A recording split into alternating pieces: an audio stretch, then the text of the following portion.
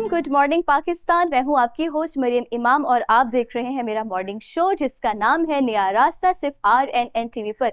नाज़रीन, आज आप देख रहे होंगे आज अपने सेट पर मौजूद नहीं है। आज हम डॉक्टर समीना हक के घर में मौजूद हैं और उनके घर में उनका IVF क्लिनिक है जिसका नाम है फ्रेंड्स IVF क्लिनिक।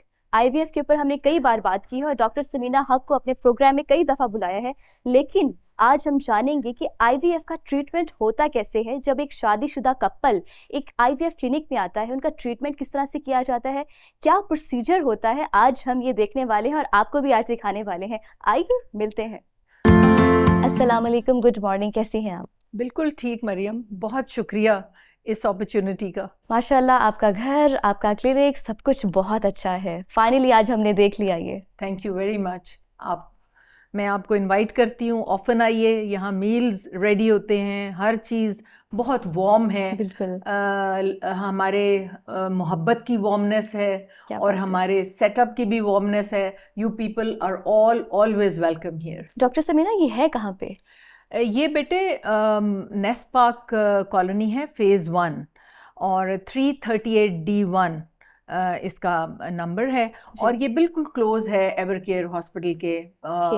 वहाँ से डबल रोड निकलती है और उस डबल रोड मेन रोड के ऊपर ही है। ओके, हमें नहीं पता कि आपकी जर्नी क्या है, आपकी क्वालिफिकेशन क्या है, हमें थोड़ा सा अपने बारे में बताएं। बेटा, जब से मैंने होश संभाला तो मैंने अपने आप को डॉक्टर ही देखा, क्योंकि मेरे फादर एयरफोर्स में थे और मेरी मदर जो थी उनकी दोस्तियां थी बहुत वहाँ लेडी डॉक्टर्स में।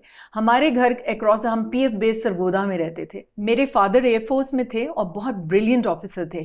23 मार्च की जो पहली मार्च हुई थी पाकिस्तान की, वो पाकिस्तान एयरफोर्स की, वो उन्होंने कमांड की थी और PF बेस सरगोदा पे वो सिक्योरिटी ऑफिसर थे 1965 की वॉर में और उनको तमगा जुर्रत मिला था।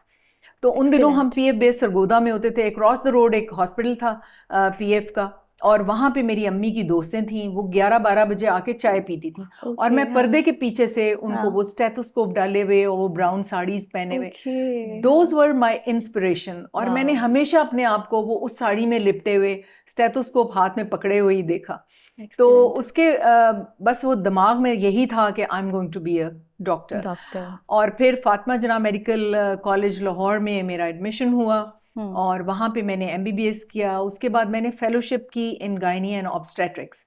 मैं एक सर्जन बनना चाहती थी, पीडियाट्रिक सर्जन, या आई न्यू कि I have a surgical skill by Allah सुब्हानो ताला। लेकिन गायनी में आने का फिर मैंने इसलिए सोचा कि वो काम जो कोई नहीं कर रहा, जैसे प्लास्टिक रिपेयर्स हैं, लेप्रोस्कोपिक हिस्ट्रोस्कोपिक सर्जरीज हैं, और जो इनफर्टाइल कपल्स जिनको हम IVF से बचाना चाहते हैं उनकी करेक्टिव सर्जरी। फिर मैंने दुनिया के बहुत से हिस्सों से जाके मैंने कायरो यूनिवर्सिटी पे जो किंग ऑफ हिस्ट्रोस्कोपी हैं डॉक्टर उसामा शौकी, प्रोफेसर उसामा, उनसे मैंने जाके हिस्ट्रोस्कोपी और लेप्रोस्कोपी सीखी। और फिर मैंने नेशनल यूनिवर्सिटी हॉस्पिटल सिंगापुर, जो वहाँ पे प्रोफेसर PC वोंग हैं, उनके साथ मैंने IVF, how to set up a lab, excellent, मैंने बहुत से कोर्सेज उनके पास किए कि लैब कैसे बनती है और पेशेंट का जो फिजिशियन होता है, IVF फिजिशियन, वो कैसे काम करता है। और फिर मैंने लैब के अंदर जो एम्ब्रियोलॉजिस्ट होता है उसका भी काम सीखा, यानी इक्सी मैंने खुद प्रैक्टिकली सीखी कि मुझे पता हो कि मेरा एम्ब्रियोलॉजिस्ट ठीक कर रहा है कि नहीं कर रहा।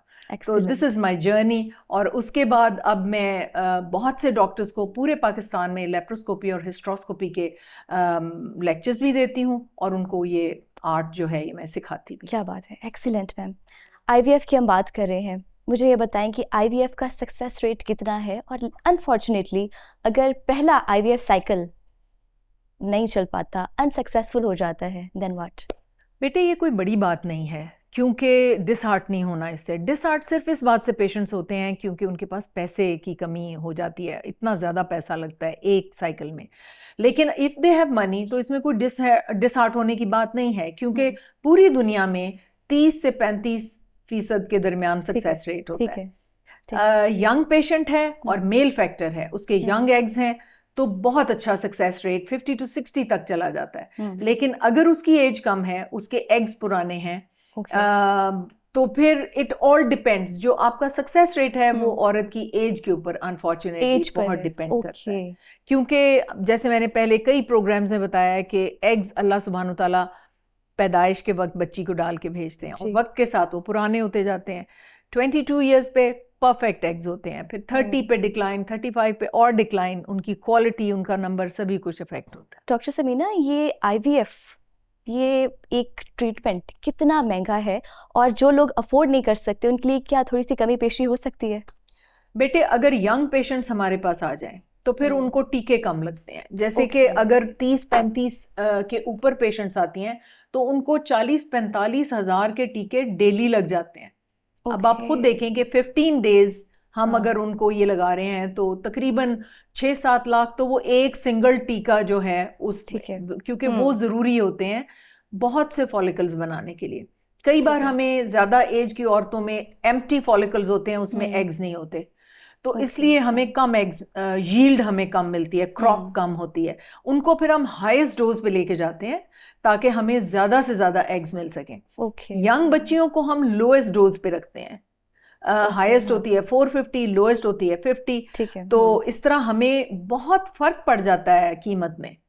तो बहुत से सेंटर्स क्या करते हैं कि जनरली एक ही अमाउंट बताते हैं, यंग पेशेंट्स में से थोड़ी सी बचत हो जाती है और जो ओल्डर पेशेंट्स हैं उनमें बैलेंस हो जाता है। लेकिन हमारे सेंटर पे हम पेशेंट टू पेशेंट वेरी करते हैं। अगर यंग पेशेंट है, मेल फैक्टर है, तो उसको हम कम से कम प्राइस बताएंगे।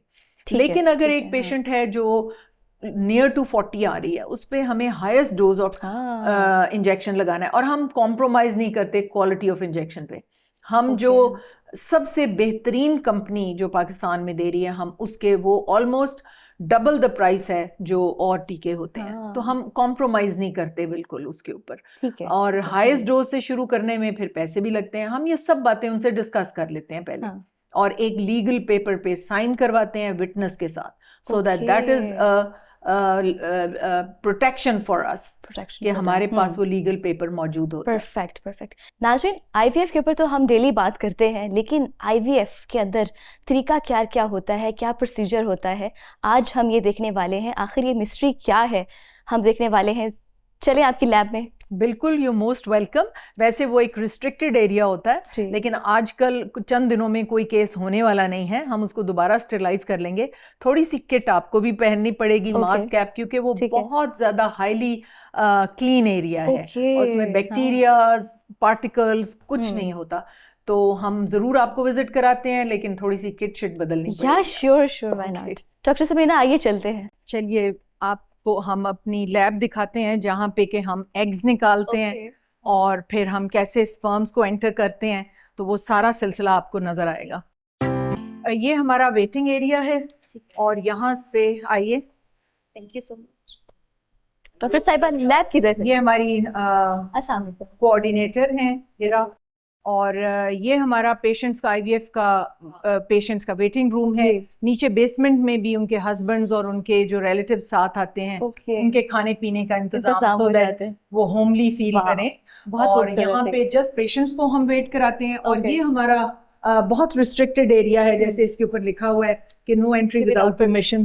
तो यहाँ पे हमारा वो IVF लैब है जिसके अंदर अभी हम आपको लेके जाएंगे, लेकिन हमें किट्स बदलनी पड़ेंगी क्योंकि वो एक रिस्ट्रिक्टेड एरिया है। Sure ma'am.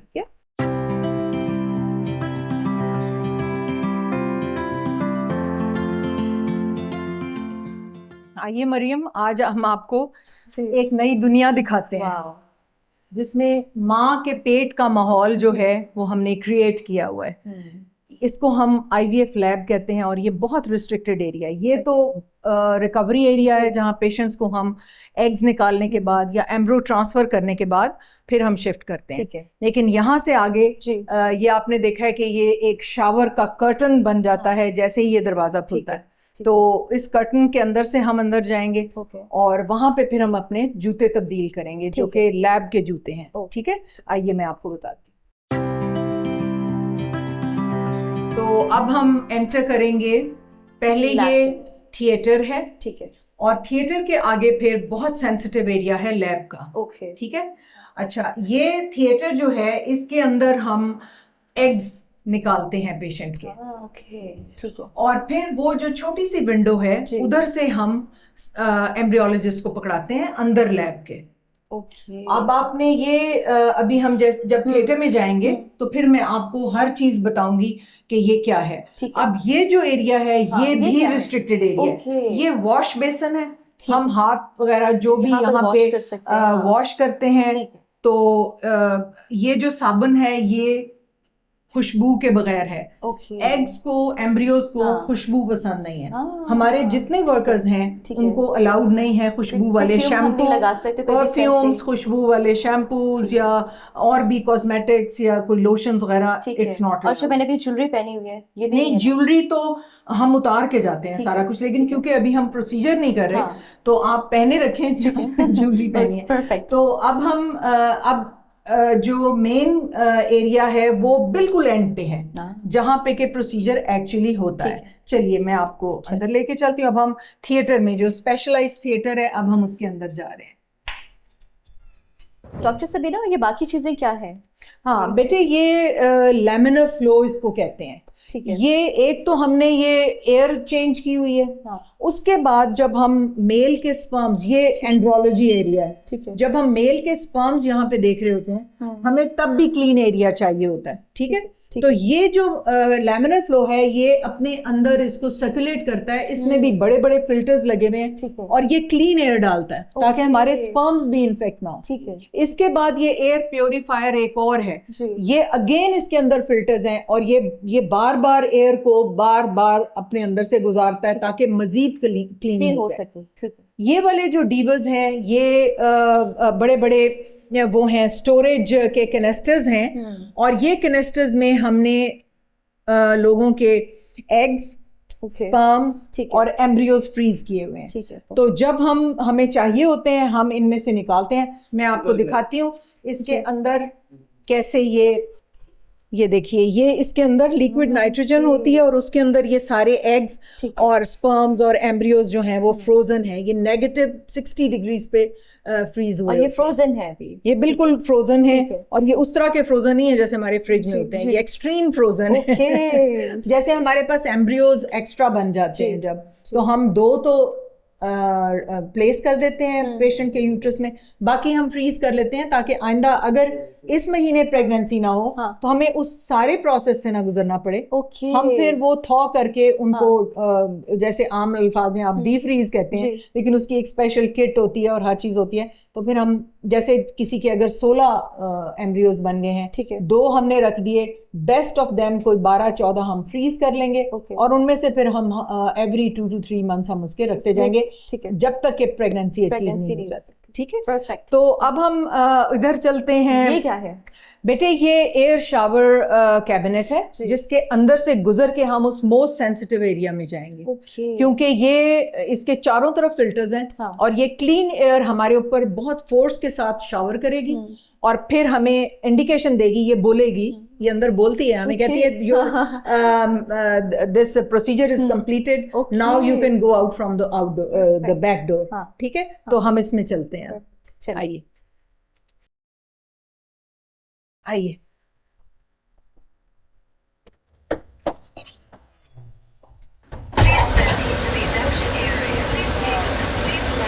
वहाँ से बहुत फोर्स से जाएगी और यहाँ से प्रेशर ये ऊपर से होके और फिर दोबारा से आती है।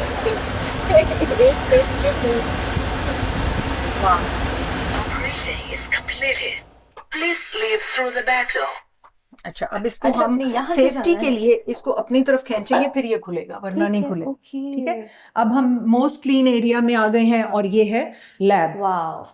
ये जो छोटी सी विंडो है ना मरियम, इसमें से हम थिएटर में से एग्स लेते हैं। इतनी छोटी विंडो इसलिए रखी हुई है कि इस कमरे की हवा जो है वो कंटेमिनेट ना हो। ठीक है। और फिर इस कमरे की हवा का प्रेशर उस कमरे से ज्यादा है ताकि जैसे ही ये खिड़की खुलती है हवा गश करती है बाहर, वहां से अंदर नहीं आती। तो इसके प्रेशर के जो मॉनिटर्स हैं वो हमारा इस कमरे का जो है वो बाहर लगा हुआ है। ठीक है। आपको बाहर जाके बताते हैं। तो जैसे ही दरवाजा खुलेगा आपको लगेगा हवा बाहर आई है उस तरफ, इधर नहीं आएगी। ठीक है। तो इधर से एग्स लेके 2 लोग खड़े होते हैं असिस्टेंट, बाहर से वो शाउट करती है कि प्लीज टेक द एग्स, और यहाँ से वो पकड़ती है और एम्ब्रियोलॉजिस्ट को और यहाँ पर देती है। मैक्सिमम कितने लोग खड़े हो सकते हैं? यहाँ पे 2 असिस्टेंट्स होते हैं एम्ब्रियोलॉजिस्ट के। ठीक है। तो यहाँ एम्ब्रियोलॉजिस्ट बैठा वो एग्स देख रहा होता है। फिर वो इनको उंडेलता है छोटी छोटी डिशेस में। कोई डिश है हिरा तो मुझे दे दे, मैं इनको दिखा दूं। तो वो उसके अंदर वो फ्लूइड हम लेते हैं, उसमें फिर वो देखता है कि कितने एग्स हैं। फिर वो यहाँ से हल्के से असिस्टेंट को बताता है, क्योंकि यहाँ पे एग्स को बोलना पसंद नहीं है, लाइट पसंद नहीं है, शोर पसंद नहीं है, हिलना जुलना पसंद नहीं है। तो इसलिए हमने सड़क से बहुत दूर इसको किया हुआ है, रखा हुआ है। ये जैसे ये पेट्री डिश है और ये यहाँ रख के तो वो माइक्रोस्कोप के नीचे देखेगा कि इसमें कितने एग्स हैं। ठीक है। जब उसको एग्स नजर आ जाएंगे तो वो अपने असिस्टेंट को बताएगा, वो हमें शाउट करके बताएगा खिड़की के में से मुंह निकाल के कि हमें इतने एग्स मिल गए। फिर मुझे गाइडलाइन मिलेगी कि मैंने अभी मजीद और कितने निकालने हैं। कई दफा वो 10 फॉलिकल्स का भी फ्लूइड देखते के बाद कह देता है नो एग्स। ठीक है। और कई दफा हम 25 फॉलिकल देते हैं तो 25 के 25 में से बड़ा अच्छा एग हमें मिल जाता है। तो ये डिपेंड करता है। एग्स फ्रीज की हम बात करें डॉक्टर साहब, कुछ लोग कहते हैं कि शादी से पहले हम लोग अपना एग फ्रीज करवाना चाहते हैं। बिल्कुल, वो हम कर सकते हैं। वो डीबर्स मैंने आपको दिखाए, वो स्पेशल किट्स होती हैं, तो हम एग्स फ्रीज कर सकते हैं। जैसे कैंसर पेशेंट्स ट्रीटमेंट पे जाते हैं, ओवरीज खराब हो सकती हैं, तो हम उनके एग्स निकाल के फ्रीज कर लेते हैं। ठीक है। ठीक है। अच्छा, उसके बाद यहाँ से जब एग्स उसने कर लिए, अभी इक्सी मशीन का काम नहीं शुरू हुआ, एग्स शॉक में चले जाते हैं, उनको रेस्टिंग फेज चाहिए 2 घंटे के लिए। फिर हम इस इंक्यूबेटर में रखते हैं। अब ये जो इंक्यूबेटर है, ये कुक का बेंच टॉप इंक्यूबेटर, इसको हम मिंक इंक्यूबेटर कहते हैं। और इस इंक्यूबेटर की खूबसूरती ये है कि ये माँ के पेट का इंटरनल जो सारा वो माहौल होता है वो देता है। इसके अंदर हम पेट्री डिशेस को रख देते हैं। इसको ऐसे ओपन करते हैं और इसमें ये पूरा हीटेड है। और इसके अंदर आप ये देखें कि यहाँ पे इसकी ये वायर्स हैं जो गैस लेके जा रही हैं इसके अंदर। ये अंडर हाई प्रेशर ये मेटल की वो होती हैं पाइप्स, और ये हमने इसमें ट्रिपल गैस है जो माँ के पेट में होती है, और ये गेजेस लगे हुए हैं। इसके आगे पाकिस्तान में जो ट्रिपल गैसेस होती हैं या जहां भी होती हैं, उनमें भी इम्प्योरिटीज अगर हैं तो हमने उसके आगे फिल्टर लगाया हुआ है ताकि कोई इम्प्योरिटी जो है वो आगे ना जा सके। ठीक है। तो हमने ये इंटरकनेक्ट किए हुए हैं, यहाँ से आती है गैस, इसको इससे कनेक्ट किया हुआ है, इसको इससे कनेक्ट किया हुआ है। तो इसमें फिर हम रेस्टिंग फेज में एग्स को रख देते हैं। जब रेस्टिंग फेज से बाहर निकलते हैं, उससे पहले ही हमने उसके हस्बैंड के स्पर्म्स प्रिपेयर किए होते हैं। ठीक है। अब आता है ये काम। अब ये यहाँ पे डिश रख के, और डिश के अंदर स्पर्म्स की मूवमेंट बड़ी तेज होती है। ठीक है। वो पकड़े नहीं जाते, तो उसमें एक फ्लूइड होता है, उस उनके ऊपर डाल दिया जाता है ताकि वो स्लो हो जाए, उनकी मूवमेंट स्लो हो जाए। ठीक है।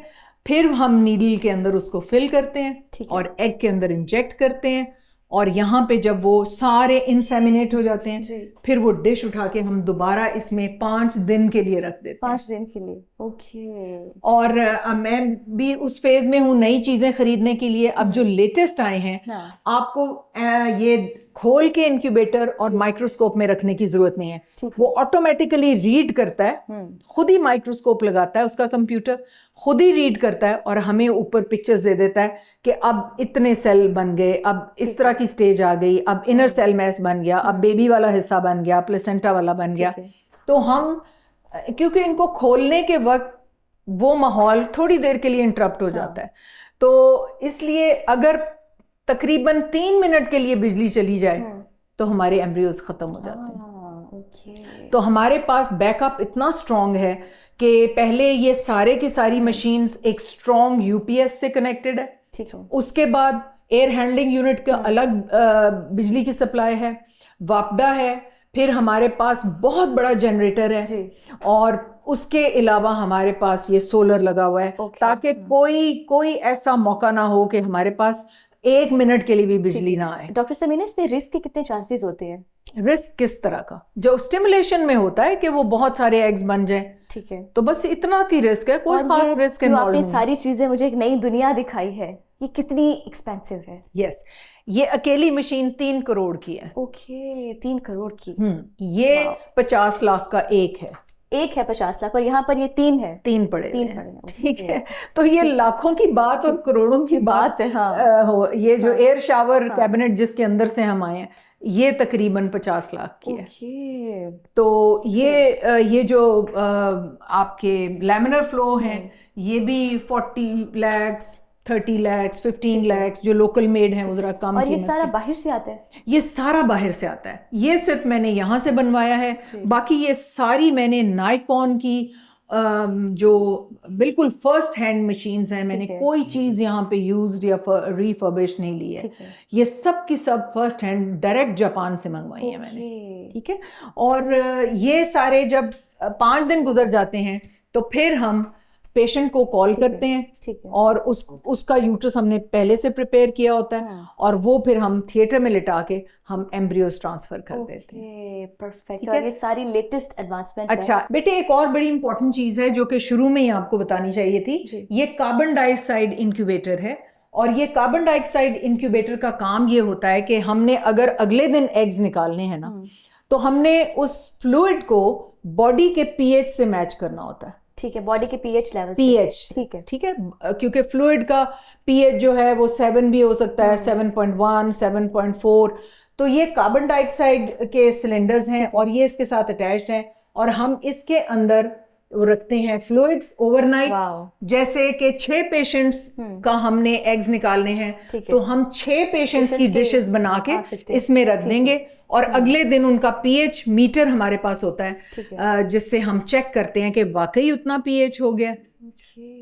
और फिर हम हमारे पास पार्टिकल काउंट होता है, हमारे पास टेम्परेचर थर्मोमीटर होता है, हर चीज हमने परफेक्ट करते हैं और उसके बाद फिर हम केसेस करते हैं। डॉक्टर साहिबा, आपने इनका तारुफ नहीं करवाया। ये तो मेरी बेटियों की तरह है, हिरा इकबाल, और ये मेरी नई एम्ब्रियोलॉजिस्ट इन द मेकिंग है।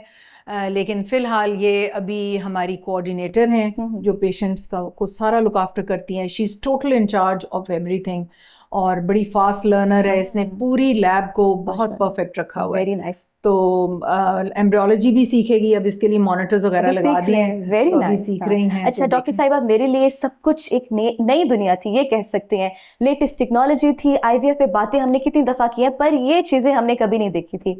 डॉक्टर साहब मुझे बताएं, अगर आपके पास कोई पेशेंट आता है, उस बच्चे की बर्थ तक कितना टाइम लगता है और कितनी कॉस्ट लगती है? बेटे, हम जब एम्ब्रियो रख देते हैं ना उसके अंदर, फिर तो वही टाइम लगता है जो आम प्रेगनेंसी में, नेचुरल प्रेगनेंसी में लगता है, यानी 9 महीने। फिर वो नॉर्मली डिलीवर होगा या अगर इंडिकेटेड है तो सिजेरियन होगा। लोग समझते हैं शायद किसी शीशे की बोतल में टेस्ट ट्यूब बेबी रखा होता है, ऐसा नहीं है। हम वो नुक्ता सा एम्ब्रियो बना के बीज तो औरत के रहम में रख के उसको दुआएं दे के भेज देते हैं कि हमें खुशखबरी सुनाना। फिर वो अगली मंथली रेगुलरिटी जब उसकी मिस हो जाती है और पॉजिटिव आ जाता है तो उसकी नॉर्मल प्रेगनेंसी हम किसी भी ऑब्स्टेट्रिशियन या जो गायनी की डॉक्टर होती है उनके पास रेफर कर देते हैं। लेकिन जो टाइम लगता है वो लगता है जो हम एग्स जब हमने जिस दिन निकालने होते हैं वहां से कोई 1.5 महीने पहले हम उनकी प्रेपरेशन शुरू कर देते हैं। ठीक है। उनके कुछ टेस्ट होने होते हैं, उनकी स्टिमुलेशन होती है, उनको इंजेक्शंस लगते हैं, उनके फिर वो काफ़ी सारे फॉलिकल बन जाते हैं, साथ दवाइयाँ होती हैं बहुत सारी, उनको हम न्यूट्रिशनली बैलेंस करते हैं। कोई मेटाबॉलिक डिसऑर्डर, कोई थायराइड, कोई डायबिटीज़, हाइपरटेंशन, वो सब कंट्रोल करके उनका वज़न कम करके उनके यूट्रस को इस काबिल बना के, बड़े बड़े यूट्रस हैं उनको छोटे को बड़ा, तो इस तरह करके फिर हम उसको बिल्कुल अप्रोप्रिएट करके फिर जब एम्ब्रियो रख देते हैं फिर वो नॉर्मल प्रेगनेंसी की तरह चलता है। परफेक्ट। डॉक्टर साहिबा, जो शादीशुदा कपल आईवीएफ की तरफ आना चाहते हैं उनके लिए कोई मैसेज? मेरा मैसेज ये है कि जैसे जैसे औरत की उम्र ज़्यादा होती है, चांस प्रेगनेंसी का कम से कम होता है। अगर आपको पता चल गया है कि मेल के स्पर्म्स आपके हस्बैंड के कम हैं या आपकी ट्यूब्स बंद हैं या और कोई प्रॉब्लम्स हैं, तो प्लीज़ हमसे रब्ता जल्दी करें। 30 साल से पहले चांसेस ऑफ प्रेगनेंसी 50 to 60% होते हैं, 50 से 60%। जैसे ही 30 और 35 के दरमियान का टाइम आता है, ये कम होके 30 पे आ जाते हैं। 35 के बाद एकदम अंडे की क्वालिटी खत्म होती है और फिर हमें टीके भी, वो महंगा भी ज्यादा हो जाता है क्योंकि हमें टीके बहुत लगाने पड़ते हैं और उसके रिजल्ट्स भी फिर कोई 10 to 15% रह जाता है।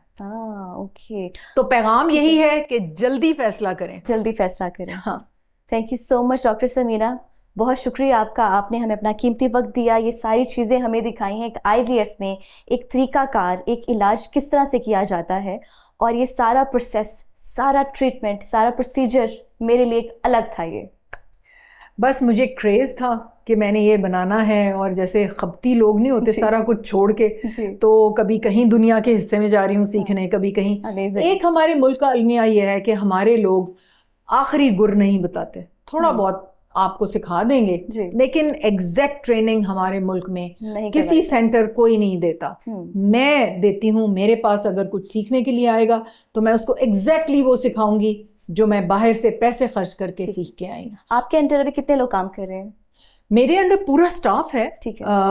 जैसे एक यूनिट में होता है, अबाउट नर्सेज हैं, कोऑर्डिनेटर्स हैं, फिर और लुक आफ्टर करने के लिए लोग हैं, फिर एक टोटल मैनेजर है कलीम हिजाजी साहब, वो हर चीज़ उनके ज़िम्मे है। जनरेटर में क्या ख़राबी है, पेट्रोल किस में डालना है, वो एक पूरा दुनिया है जिसको रोज़ के रोज़ हमें लुक आफ्टर करनी पड़ती है। Perfect, excellent, thank you so much doctor Sameena. नाज़रीन, आपसे मुलाकात होगी कल। देखते रहिए नया रास्ता सिर्फ RNN TV पर। टेक केयर, अल्लाह हाफिज़।